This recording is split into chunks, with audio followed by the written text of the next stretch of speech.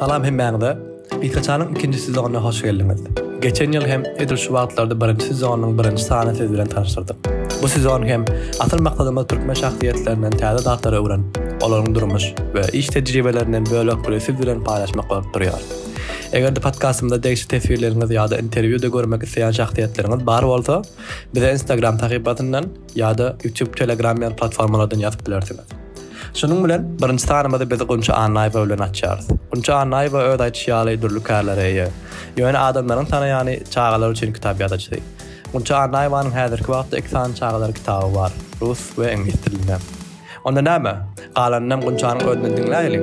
Dinläň we lezzet alyn.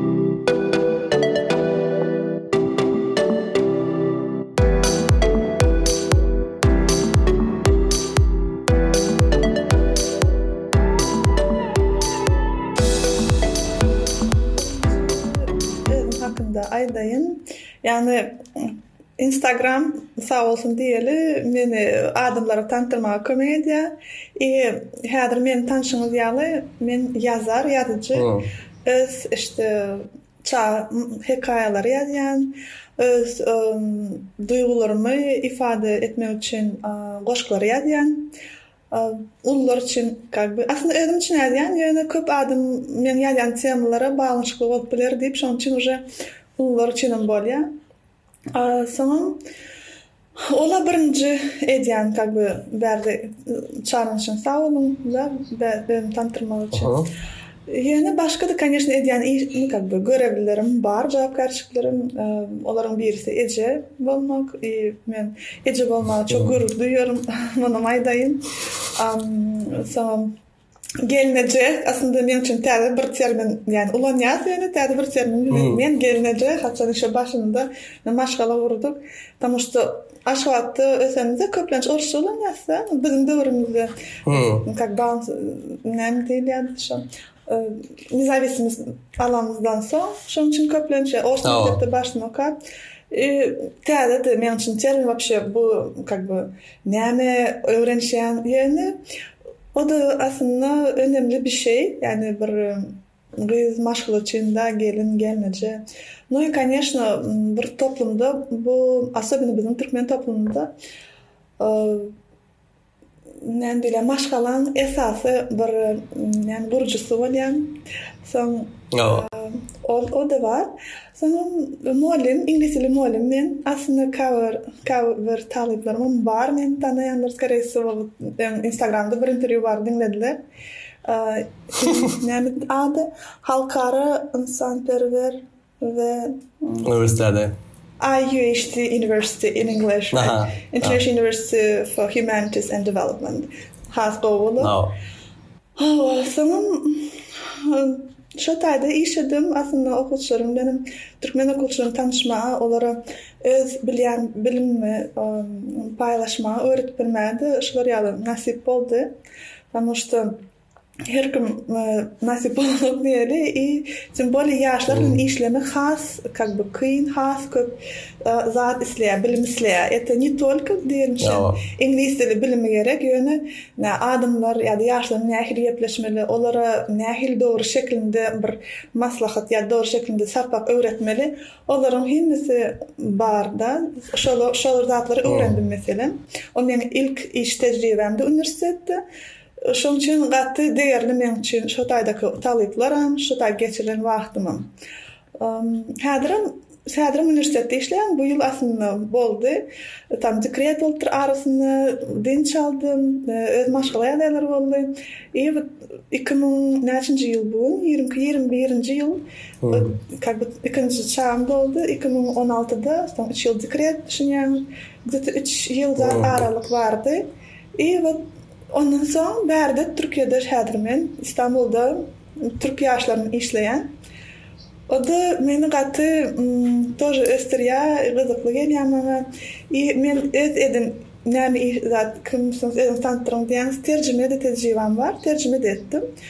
Yani Türkmenistan'ın bizim bilim sistemimizde talep edilen dağıtlar, slava bogu, bu bize bilim veriyorlar. Aslında biz öz devletimizde bolamızda, o aslında kendi düşünmemiz ol. Ama Orşça'nı biliyoruz, İngilizce'ni biliyoruz, Türkmen dilini biliyoruz. Türk dilini bilen, ben Türk okudum, tanıştım.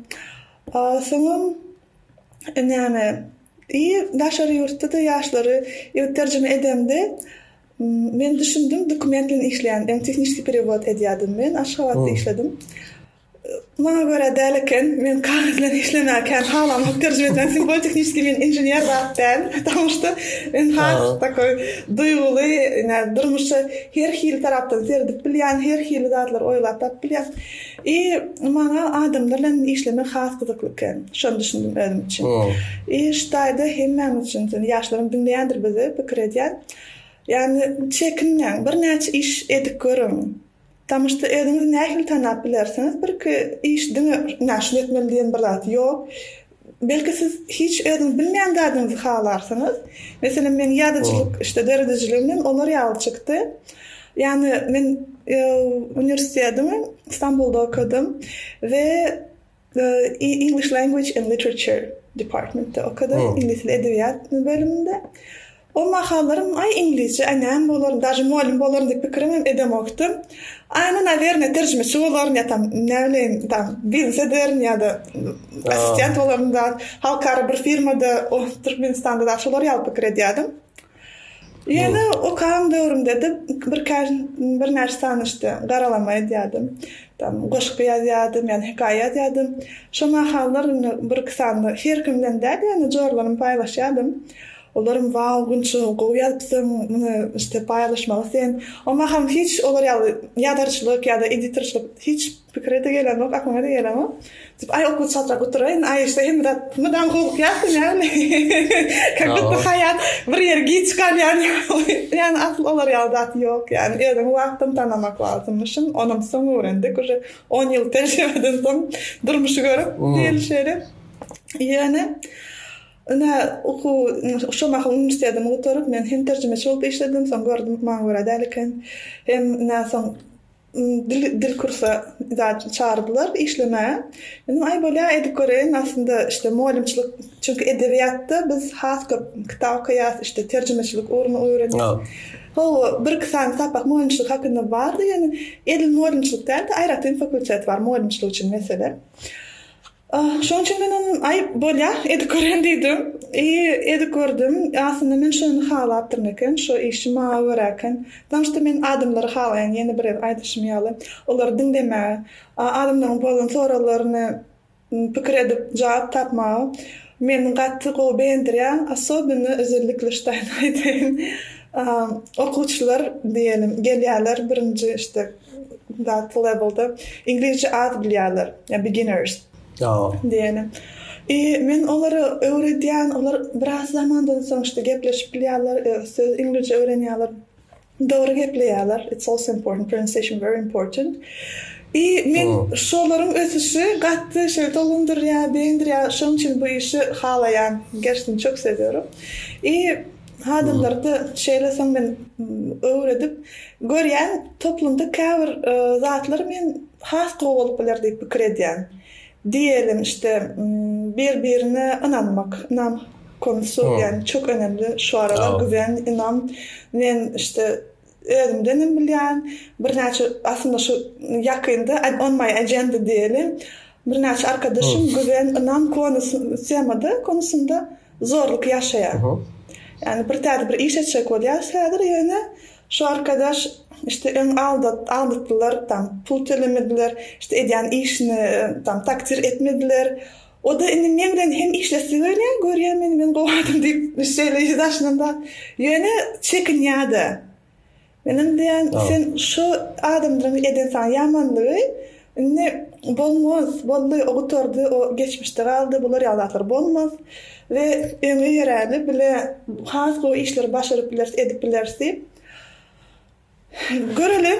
Başladık da bir proje var. Häzir hemesini aýdyp oturmaýyn. Şeýlerim. Yani şular ýaly temalar, anam ýa-da dostluk, ýa-da işte gawunjylyk da tam jadnost paýlaşmamak uğrunda şular ýaly datlary men köp gerekmi kadýan. Şular ýaly değerler diýär türkçe cennesi, İngilizce character education diýilýär. Türkmençe näme diýilýär? Muhammed geldi siz aýdym.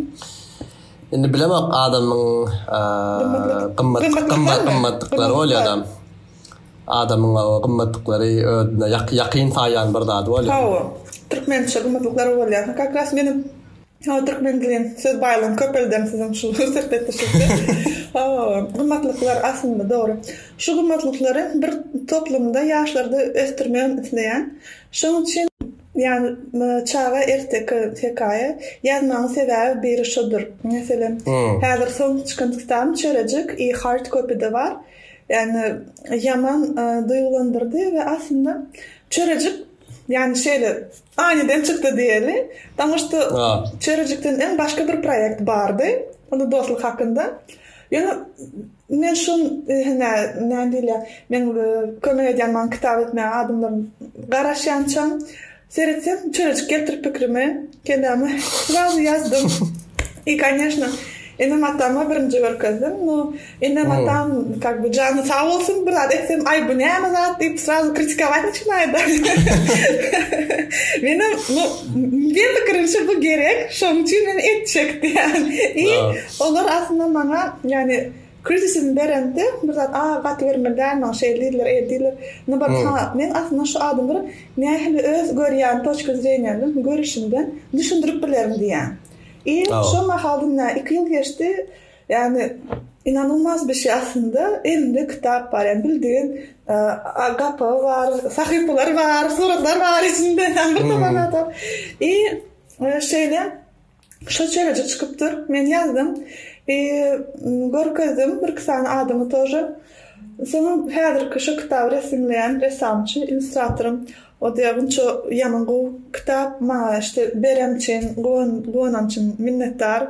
O Türkmenistan'ın değil, bilyansız kitabı gören olsun ya da men izlerleyen olsanız Svetlana deyip bir ayal Ignatova.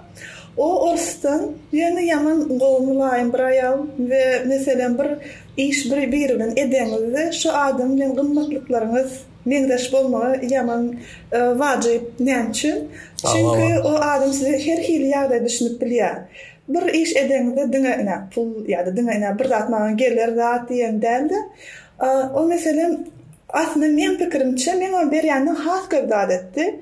Aslında men onu has köpdat beresim gelýär. Yani как бы biz düşünmüştük. Benim de ofisyal ettik kontraktım var. Bu da önemli. Mesela onu sonra öğrendim ve ben aslında men yaş ona göre ve bir iş tədə edip başlandı. Bir maslahat diýmişlerdi oje. Sizin has tecrübeli adamın işleseniz hem köp zat öğrenirsiniz hem proses has ýol gider. Mesela ona şeylerini bunca kontraktım etmeli, şeyle etmeli. Bolya, men taştayan bilýärdim ýene bir hil çekinýän.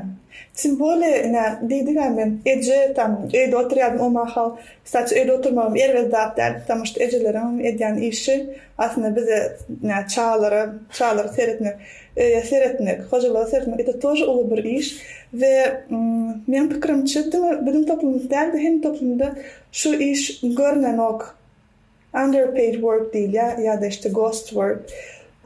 Aslında ulu zat edýärler, ejeler biz için bir de seyredýär işte näwleň taharşyrlar bize taharşyrlar. Hem de adamlar uçuk daşı da как бы näme ay uçuk da ejem tıklap.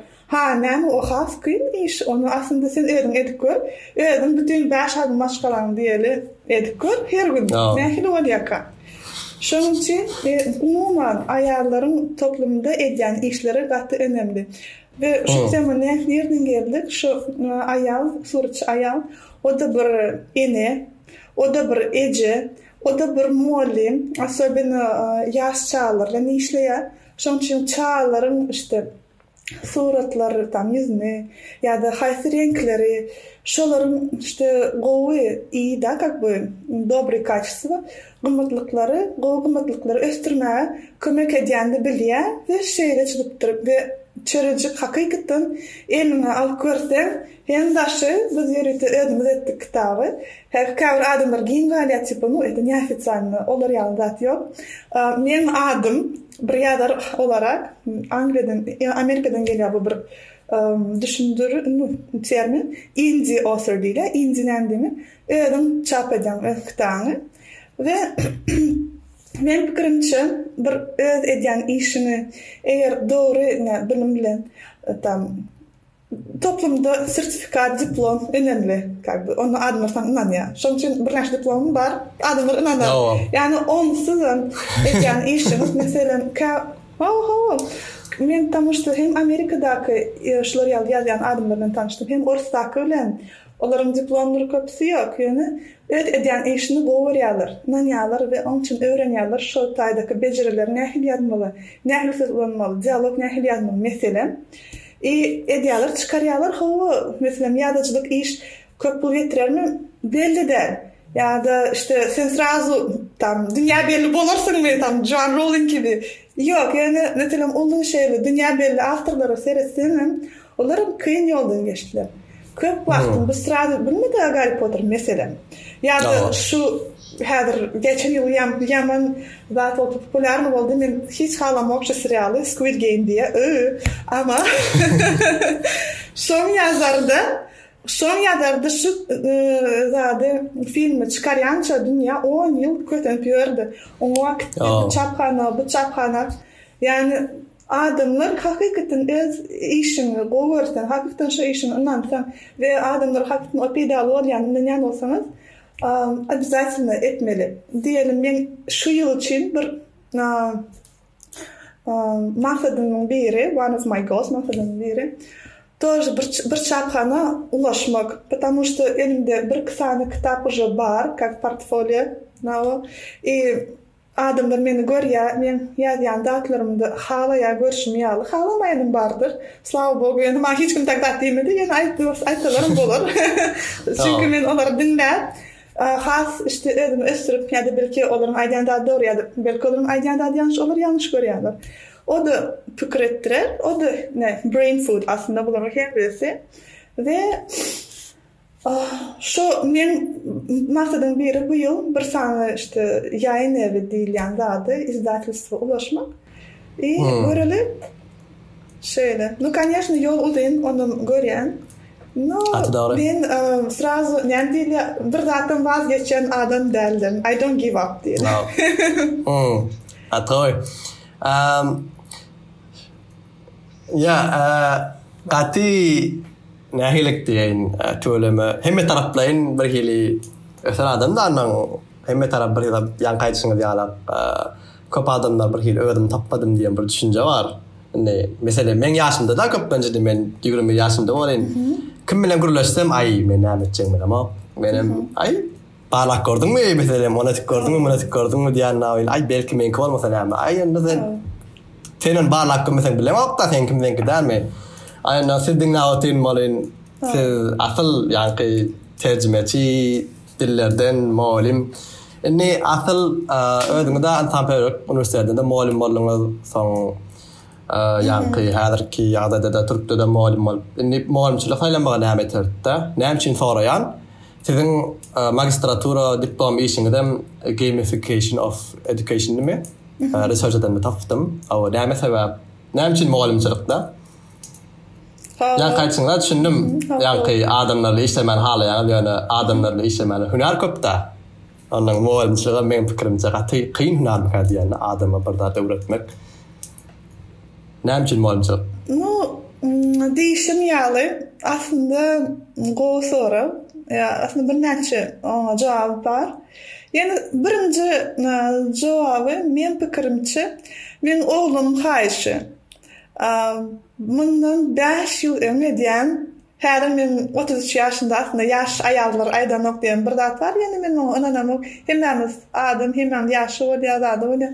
33 ýaşynda ýani 5 ýyl öňe men şolary ýaly düşýär. Oğlum men ýanyma gelip aýdypdyr. Eje diýär, sen ýaşlanma diýär, garrama. Bolýar oğlum diýär. Ýani şondan soň aslında muallimçilik işi samy damy ýaş, ýani garraman. Yani bir aýal üçin belki has gomotiwasiýa belki şoň üçin batkyp aýal şu hünerde bar. Yani eger muallimçilikden işe gitdim geldim, tam aýryp kaldym boldy, evde oturdum tam näme. Başga işim bar, no как бы çağlar. Yani aslında ömür boyu öwrenmek, yani muallimçilik. Потому что biz diyelim bir yıl işlemdik da muallim bol. Hemmemiz de şeýle welin muallim biz has köp ýaşlar işleşýän için tam çağlar ýaşlar. Men meselem özüm için şunu belli etdim. Tor üniversitet ýaşdaky okuwçylar ýa-da ulumly okuwçylar, yani öz motivasiýony bolan okuwçylar bilen maňa işleme gowy berýär. Men şu ugrundan işlätim gelýär. Конечно, çağlarda gaty öwren meselem çağ hekalar şoň üçin ýa-da hekaýa aýtmady gowy berýär. Yani şular ya seven bir şu yaşlı seni şoker budam täzelikler öwrenýän yaşlar haýsaydym dinleýär mesela bir näçe okuwçylary etkileýän da как бы такой wow physical teacher diýen zady tam men tam bilýär kim dinleýär ýa-da zamanlar tam Tiger diye bir rapçi var belki siz tanırsınız. Ya da işte şu aralar kimi dinleyenleri bu vakti geçtir aslında bu ayağın diyeni yani Dua Lipa tam şular yağlı ya da işte ama benim için görmüşüm şu aralar aydın hakkında diyecek olsak İngilizce aydınlanan köplenç ben Justin Bieber dinleyen ve o hakkında aslında onun aslında sıylar duyan yani ben Justin Bieber tipim kıyılar çentip ben bunları aldım ne ama ну, шулар ялда, fikrin tam, aslında sıyla nokta tipi, yaş, tam neymaydı ya, tam непонятно sesim, en sesi gowy, hakikaten gowy, artist sesi gowy. Emin hadır, belki biz ondan aynı pokolende bolanımız için, onun köp zatları durmuş şügürdattan geçip, ösüp, menin, şu mahallar, bizim dövrümüzde, şu kadar 30 yaşlarda adamların ediyen dörcülüğü ya da eni çıkan datlarımız, dinleyen aslında durmuş hakkındaydı. Yani goğdatlar hakkındaydı. Yani onun ediyen mesela sungotu men hem ses işte ritmi diyen ya da sözleri muhattı goğu. Конечно, onun kavratları aydan men hem mesela razı bolamok. Yani köplenç o nemçin mesela o tam mega züzde dünyanın tanımaya потому что köplenç işte öz duygularını, öz durmuşunu işte baştan geçiren datlarını ve her kim onu hitap edip biliyor. Yani paylaşıyor ve hakikaten yürekten paylaşıyor. Mesela kaliteli işte aktör ya da aynı nedipol ya da yazıcı şunu yani hakikaten yani you're honest with your audience yani with your society yani doğruyla aydiyan yalan değil işte anır bunu hakkında ya da hadır bu satıl yaşlılar yal edin yok. Men şunu halayan men şunu baştan geçirdim. Men pikirimçe bunun çözümü şu olur. Men pikirimçe bu yani yağdaydı. Men şunu duydum paylaşmaslayan adamlar wow diye потому что sen bunu yaşak gördün. Diyelim öz misalını getireyim. Men Instagram'da mesela bir goşku var. Son kıyadan goşkuyum. Orça şimdi size okuyayım. Так, оршча. Mesela, для тебя. Сон рядом гошками. Hey, малышка, не грусти, улыбнись и расскажи, как прошли твои дела и куда, зачем пошла. Ведь бывает нелегко, ведь не просто быть собой, но и это же пройдет. Успокойся и пойми, все пути, они твои. Şu goşkuyunu Türkmen diline tercüme etmekle var olsa ben gattı beğendim. Yani Guwan welin doğru eder mi kendi hem Türkmen dilinde muallimi damı dörtlük beryan çınlağa ve Türkmen dilinde muallimi aslında hala moktum onu mayda yani hadır ödüm muallim bolup aslında muallim işte muallimin zadını del de işte muallim govdel del o kadar metodikası yanlış bolon için o kadar stili yanlış bolon için şolar yağdaylar ya da çıkıptır aslında şoları işlep ya da mesela hadır biz täze akademi, Türkmen akademi ösya, täze işte bilim öğretip başlayas şunun için. Şu tayda goşkoda da men mesela öz jorama yazdım. Ondan işte joram bar görüşýäs. Aslında bir mahallar joram şeýle dertleşik adam ýokdy, doğru aýtsam, öz zadyma saklap. No belki o da näme diýär. Maňa etmäge, özümi geliştirmäge, bir hili güýçlendirmäge sebep bolýan men inanýan şunu. Şu joram oturmam düşündürýäşini etdim, onu etdim, bu iş godar, o iş godar. Men dem oturup şeýle dinleýän, ikelen işleýär tak. Bas goşkysyk. Aha tak ýazaýyn. Şu goşkyny joram ben paýlaşdym. Aslında maňa derini aýdaýan joram, başga bir joramyny paýlaşdym. Telefon çykdy, vay. Sana öpsün minnetdar sana. Men näçinden bu ýaman goşky diýen. El şu goşkyny häzir eşitmedim da diýen. Men şeýle, menim paýlaşaýyn isler, paýlaşdym. Var ýa paýlaşdym. Bir topar adam aşakda kommentti görseňiz. Goşky bir de gerekli zatdy. Ve diýjek bolýanym, belki de o çekinýär edip bilermi, dogry edýän, ýalňyş edýänmi?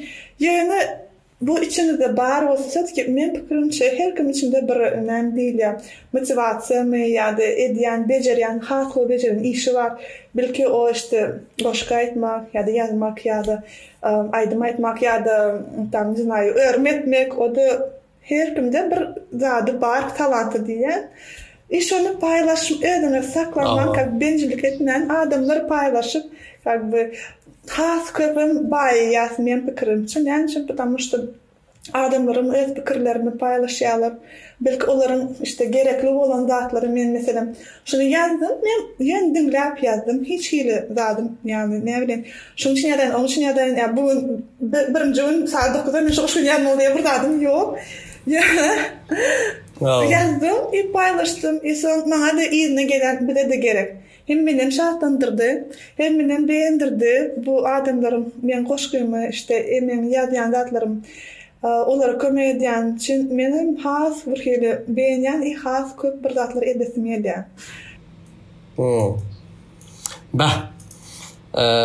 Gylykly, ýa-ni soraňy oturdum aslında alham inspiration diýen alýan diýip göni dinläp oturdum bory daşlarymda näme bolup geçýän bolsa alham şondan ekenda.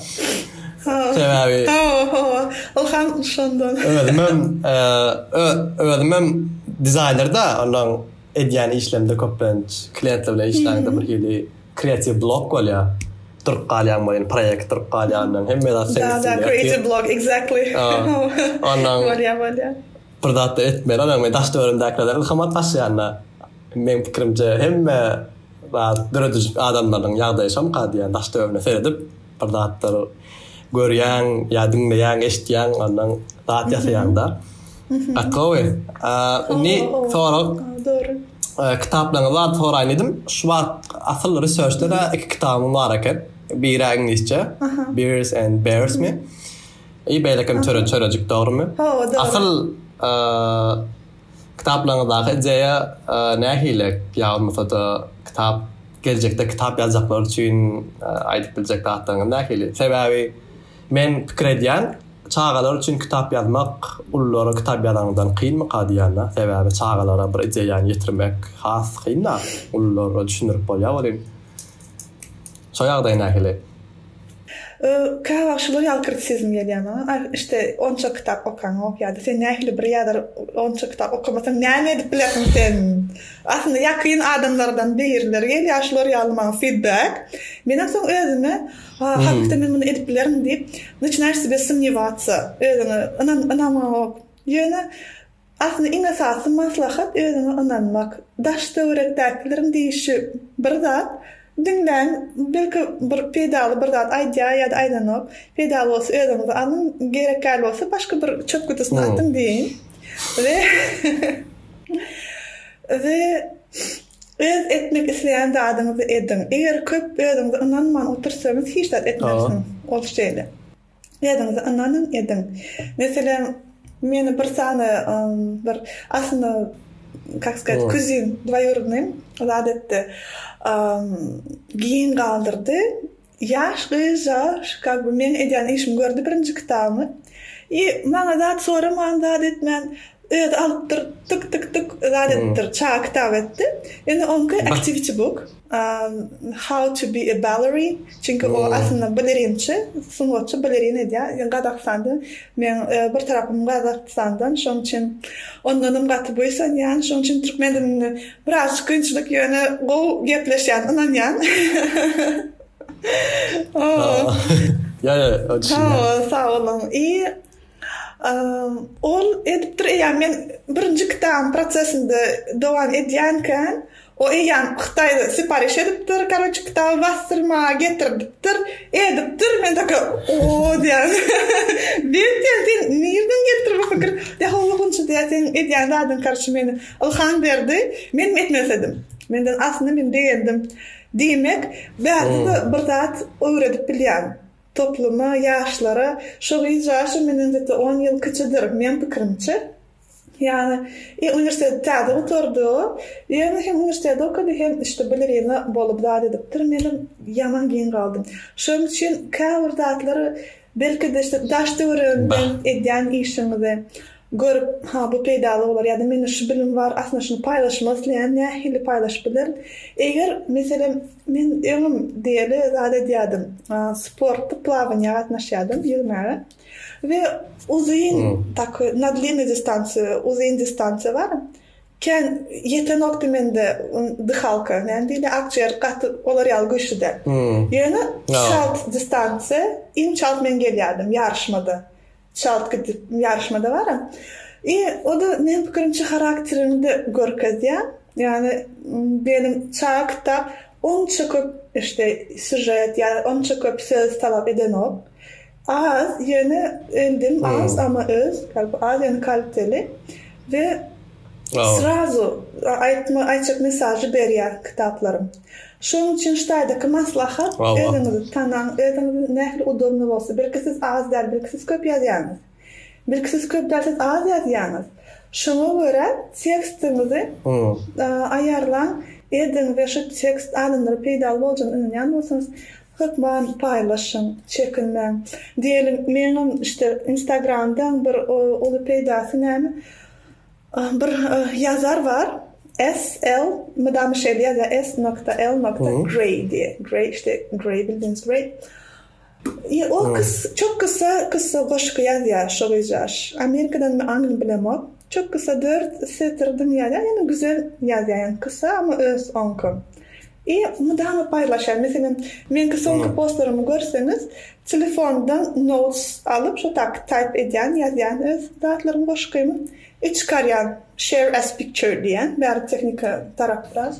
O da şeýle diýen men gördüm kyn däl bu zatlar. No adamlara gelýän peýdasy ýaman önemli, ilk bize de kyn däl bunu paýlaşmak. Belki gelecekde has köp zat getirer hem bize hem topluma şu şeýle pikir edýän. Awa. Şo ýagdaý gatygawy. Sebäbi näme çetardım, öwredimem. Belki ya da belki yazmarım bilemem. Yani ya men. Çok güzel. Ne hakkında şimdi ben gıdıklandım. men asıl öldüm yazyan yani meninki kamber. Men cemiyete çıkaramak da men näme yazyan. Men şunu gitýän hatta. Düşündüm. Da şoň üçin men bilemem. Yani asıl gelecekte belki men nämen halamak, men şuwatky ýerýüzündäki self-help world wa, şonu halamak. Toýst, belli bir adamlaryň pul üçin kitap ýazýarlar, şonu halamak. Ondan belki bilemek adamlara kıymet bilecek belli bir zat bolup biler. Şonuň üçin men belki eger ýatsam diýen ýagdaýymda soradım da, näme sowetleriniz bar, ýa-da gaty iradeleşýän daşlaryňyzdaky özüňizi kitaba geçirip bilmekde asal pikir. Onda adamlar belli bir adaýda siziň özüňizi görüp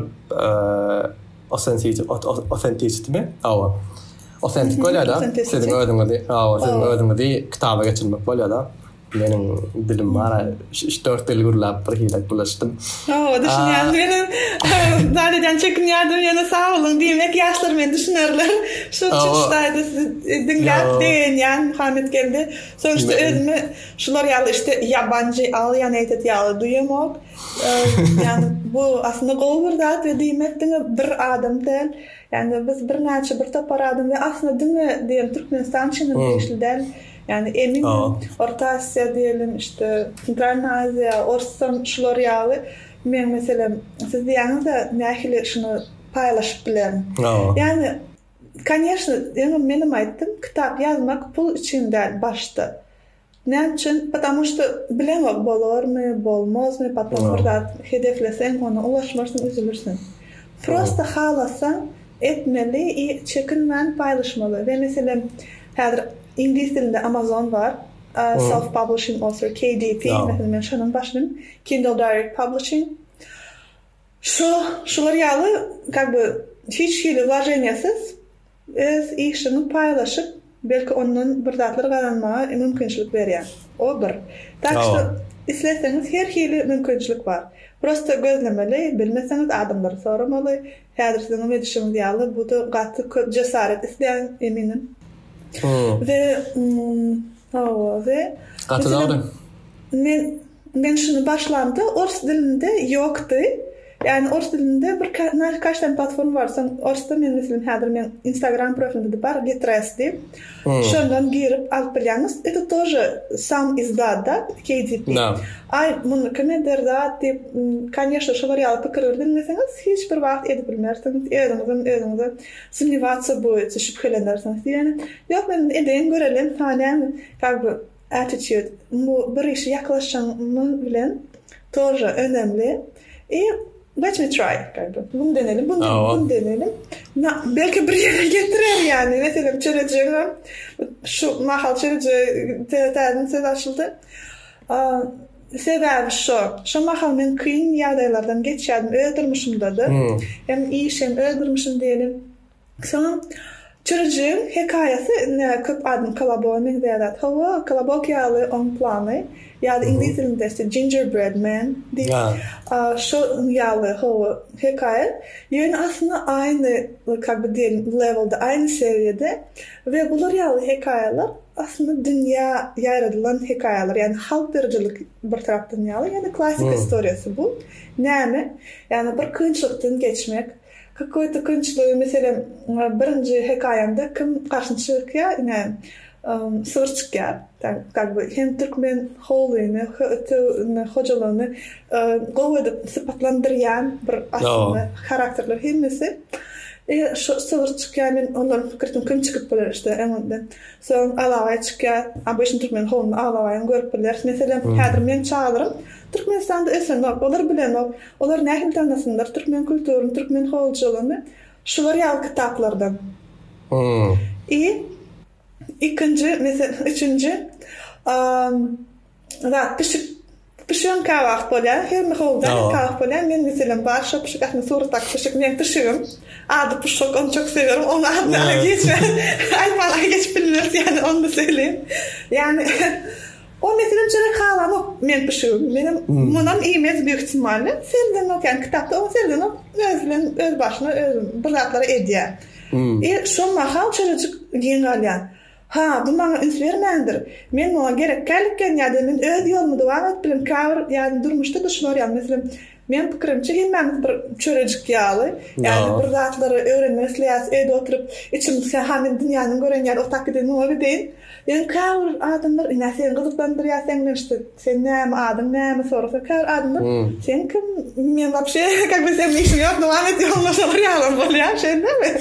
Yani ben çağ hikayelerin yani aslında onlar çiğnim şuları görüp bilseler yani o da edebiyatları okuyup bilimli olup ve bizim yaşlarımızın toplumun katı bilimli bunu bilen işlerin için hem yaşa görem için şataylarda ve devam ediyor. En sonunda surat işte kitapta zat volya tavuklar volya tavukların volya olduğumuzda saklan gördük. Onlar neymeden çöreği yiyecek böyle tık tık tık tık tık tık şeyler. Yani ip plenaplar ne için tam çöreğin daşı yani gataptır. Yani bu işlemdir. Şu kıyınçılıklardan geçip aslında işte ben özüm düşündürüyen yani şu kıyınçılıklardan topuklar hava şöyle ovadan ulu da ne bileyim nasıl satı etmezseniz ne aklınıza gelse yani onlara hiç şey ziyan edip bilen o. Şu için o devam ediyor. Şu taydan уже görüyorsun son sahipede kitabı öğreniyorsanız software'de o tayda devam ediyor yolunu. Dünya açılıyor. Dünya açılıyor, dünyanın gelmeye başlıyor. Dünyada başka adamların varken, çörecikin başka adamları varken, başka şeklinde hem ştayda aslında halkara, müşkulturni, diyalog межкультурное взаимопонимание. Yani kültür arası diyalog ya da işte birbirini merak etmek, öğrenmek. Yani sen şu milletten sen evet diyen zat derdi. Sen şu milletten sen neyme var, biz neyme taraftan nendiş, biz neyme taraftan tapavutlu.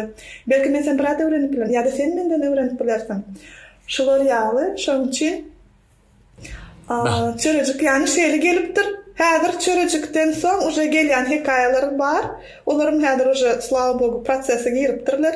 Işleýär. Ýene çörəcik şeyle ýolnuş gelipdir da şeyle diýildi. O gaty nähilek diýil. Bir hili çağılan hikaýet ýadak, ertek ýadak bol beşdilýän bolsa da şu wagt aýdýarlar. Başga da çörəcikler bar. Öwrenmeli, laýatmeli ýadan.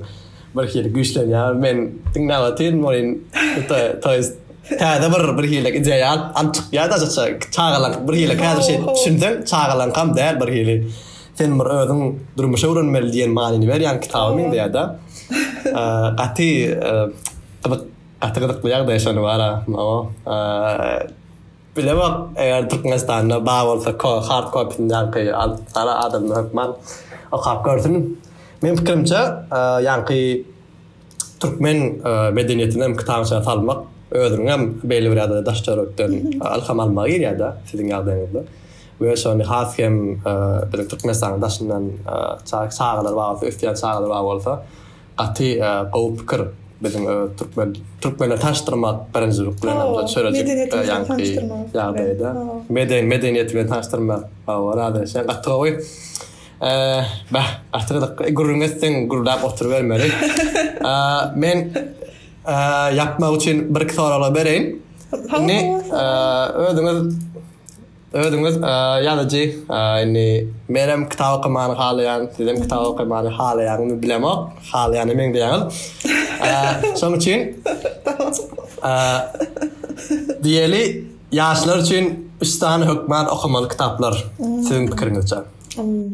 Bu soru tayarlanmaldım diye. Tapaldı yok. Nägilek 3 tane kitap. Конечно, birinci maslahat edecek kitaplarım, öz kitaplarım. Yani ondan daşında. Ondan daşında eğer diyelim öz motivasyonunu işte öz yani karakterinizi has güçlendirmek için ya da durmuşdaki kynçylyklardan ya da käbir sorulara cevap tapmak için meni gaty etkileyen kitaplardan birisi zat bardy. Napoleon Hill, Думай и богатей. Bilirsiniz. O. Sonra Tony Robbins, onun kitaplarını çok seviyorum. Bilirsiniz, Anthony Robbins. O yazar çok seviyorum. Ve tak literaturny bolsa, häzir bu krediýän näme okadyk. Yani bir toparını okadyk, hemisi çok güzel.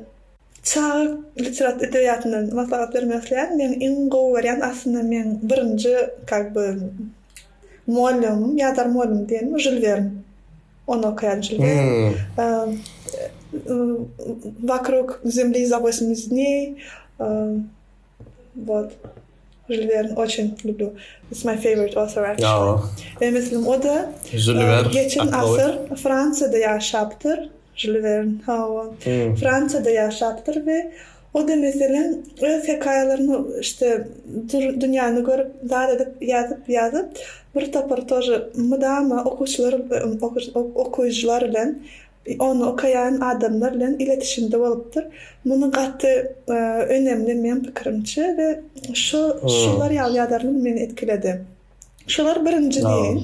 Yani конечно bir topar gowy edebiýat var ve mesela Joanne Rowling Harry Potter тоже çok güzel. Onu mesela men birinji digital okan kitabım aslında bizim wagtymyzda yani näme diýilýär diskler zatlar vardı. Biz diske goýup kompýuter. Şeýle tekst okaýardyk yani ors dilinde okaýardyk rusça. Haýsy badam ruski bazaryny aptovkadan alýardyk hatırlamıyorum şu an artık. Yani şu taýlaryndan şu diski okaýardyk, o da gowy ansat okaýardyk. Özellikle dil öwrenjek bolsam şu kitaplar çok güzel. Başka da podcast maslahat bermezden o da Robin Sharma podcast'ı O da çok güzel. 7 minutta. Yani aytcan aydiyan. Her gün dinleyelim. Düşünür bile da 7 minutun içinde. No, uzun podcast versiyası da var. Yani häzirim sizin edýän işiniz men meselem gatty syýlak duýan, gatty hayranlyk duydum sizde. Tamışda wa-первых тоже ansat däl, iki özüňiz üçin edýän görüşüm ýaly sizi bu tolundurýar, ilham berýär, size bu motivasiýa berýär. Ýaman önemli. Yani diňe pul diýen bir zat däl, bir zat iş edeňizde. Yani aslında işinden bu yani hobi ama durmuşyňyzyň bir parçasy bolup durýar görýän. Hem professional edýän bu has beýenýär. Bizim Türkmen dilinde şeýle az, yani naýerli bir iki sany men diňsiz tanýan Türkmen dilinde. Onun için siz birinci bu temada devam edin mesela üstünlük bilen näme işte destek bilen olsun bana da пожалуйста maslahatlaşın aydın. Sonra beğendirdi çünkü men dişim ya başta men etmeslerdi podcast diýeni bu iş var bunca onu sonra arkadaşlar потому что işin içine girende audionu işte ne bilen ayarlamalı tam profesyonel mikrofon gerek. Şolar ýaly hem de bir tapırdatlar. Tak что, молодцы. Sağ köp sözlerinde. Bizim asıl nödüm de ilki Rita Çağrı başlamda bir bilyan adam paylaşanı başladım sebebi. Hem medyada hem işi kitap okuyan hiç kim istedi orada yok diye de. Aynen benim bolyan öwredeyn açalı Türkmen diline olsun yani hukman sebebi Türkmen dilinde az da. Anlam Şoň üçin gelen Türkmen diline delip Türkmende başlap bizde hiç gili yankı sen aýtsaňa diýara pul işlemek oňalat ýok. Men özüm şunu halaýan. Şonu delip başladyk da. Şoň bilen ýörýär. Netip bolsa şoň bilen gider. Güzel. Sağ olun köp podcastymyzda yankı radyolaşyk gereňiz üçin sebäbi bizde de bizlerden hem adda Türkmence kitap ýazyp yankı alak. Ýa-da daşaýurtdan kitap ýazyp sizde Hadir 2 tane kitap bir de gelecekte de proyektlerimiz var eken netip bolsa olarda garaşýan sebebi indi çörüjükden taňa gatyrdyp gandym hukman ana etmeli ýan gaýdaňyz bolsa hukman akak görmeli köp tawrun inni ay soňky soragam da bolan size soragy barlar ýa-da kitaplarga bilen gyzyklanýanlar nerden ýazyp bilerler? Kitap almak isteyenler Instagram'da direct message yazıp bilerler.